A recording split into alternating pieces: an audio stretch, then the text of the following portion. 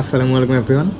একটি গিটার কেনার পূর্বে আমাদের গিটারের যে সকল জিনিস খেয়াল রাখা উচিত অথবা যে সকল জিনিস দেখে আমরা গিটারটি আইডেন্টিফাই করতে পারবো যে গিটারটি ভালো, সেই বিষয়গুলি আমরা এই ভিডিওতে আলোচনা করব। So let's start. So first of all আমাদের গিটারের টিউনিং কিগুলো চেক করতে হবে। টিউনিং কি বলতে যে এই কিগুলো আমাদের চেক করতে হবে যে কিগুলোকে লুজ নাকি। যদি বেশি লুজ হয় অবভিয়াসলি গিটারে কিছু না কিছু ডিফেক্ট আছে, সো সেই গিটারটি না নেওয়াই বেটার হবে।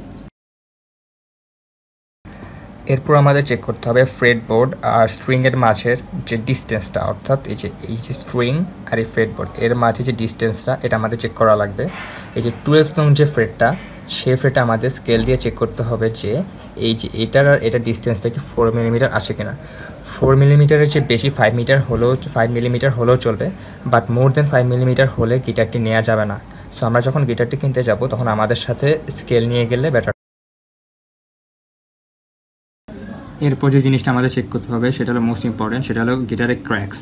যেমন কিছু কিছু গিটারের যে নেকের এখানে ক্র্যাক থাকতে পারে, নেকের যে জয়েন্ট এই জায়গায় ক্র্যাক থাকতে পারে। যদি এই জায়গায় ক্র্যাক থাকে তাহলে গিটারটি কোনোভাবে নেওয়া যাবে না, কেননা গিটারে যদি ক্র্যাক থাকে তাহলে সেটা কেউই ঠিক করতে পারবে না।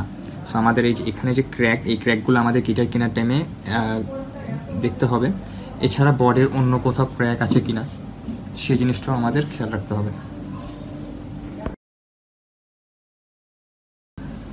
এরপর যে জিনিসটা আমাদের চেক করতে হবে সেটা হলো গিটারের নেকের যে বেন্ডিংটা। এই বেন্ডিংটা আমরা দুটো পজিশনে চেক করতে পারি, সেটা আমি দেখা দিচ্ছি। একটা হলো এই পজিশন আমাদের চেক করা লাগবে যে গিটারের যে এইটা এটা কি সোজা আছে কি না।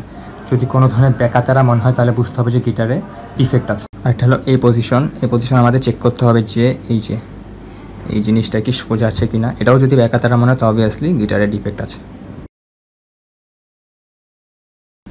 এরপর আমাদের চেক করতে হবে গিটারের বেল্ট নচ।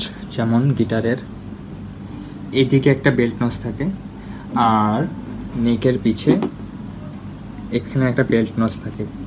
কিছু কিছু গিটারে আবার এই নেকের পিছে বেল্ট নচটা থাকে না, সেটা কোনো ডিফেক্টের কিছু না, বাট এটা থাকলে কি হয় আপনি বেল্টটা ইজিলি ইউজ করতে পারেন, অথবা এছাড়াও না থাকলেও এদিকে বেঁধে ইউজ করা যায়।